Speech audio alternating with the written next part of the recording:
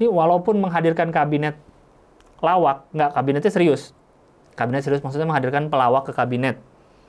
Mentang-mentang ada pelawak ke kabinet bukan berarti kabinetnya lawak. Kamu kesal dengan berita-berita ini, dan ini. Tenang, kamu hanya perlu membuka mata dan menggali lebih dalam. Gali lebih dalam bersama saya, Bung Gilbas. Di mana saya tidak akan seperti masyarakat lainnya yang hanya melihat suatu peristiwa, suatu berita dari luar saja, tapi saya akan menggali lagi lebih dalam, sampai kita mengerti benar-benar apakah maksud dari berita itu.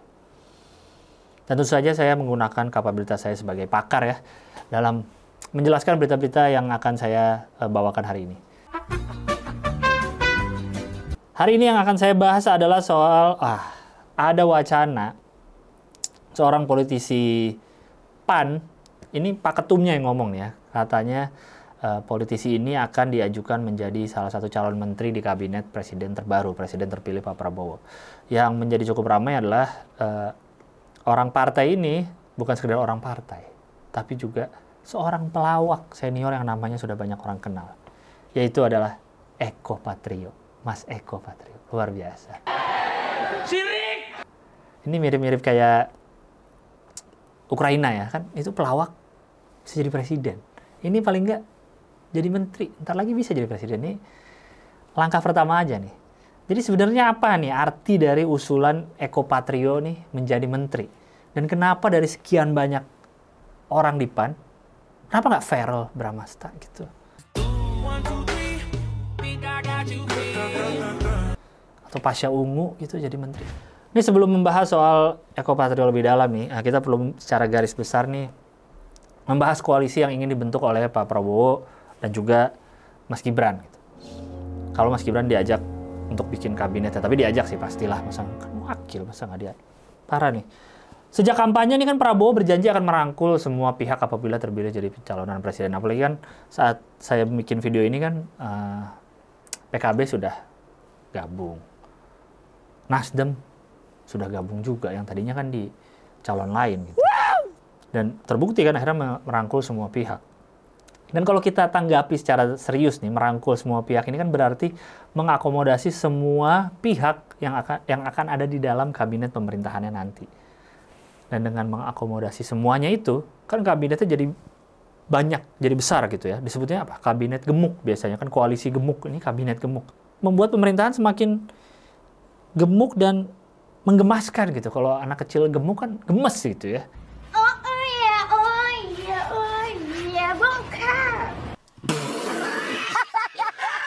Kabinetnya ini akan jadi gemuk ya, udah mulai kebacakan ke arah mana nih kan. Jadi pas banget seperti gemoy yang udah dibikin Pak Prabowo dan Gibran selama kampanye kemarin gitu.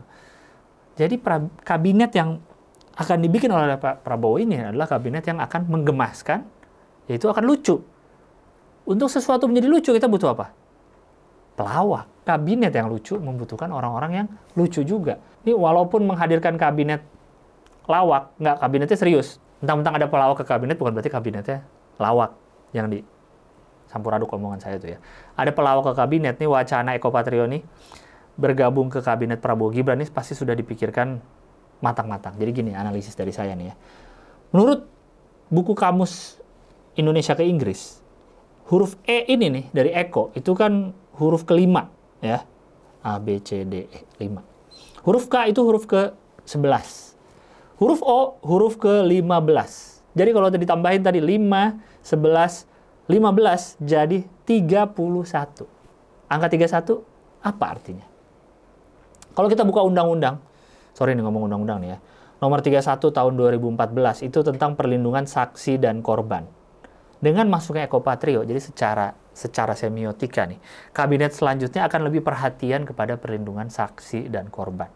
Jadi siapa tahu di negara ini pernah ada kasus persekusi, atau kasus kekerasan, atau kasus penculikan, ya siapa tahu kalau ada ya. Jadi dengan masuknya Mas Eko ke dalam kabinet ini, harapannya kabinetnya akan lebih humanis gitu, melindungi saksi dan korban.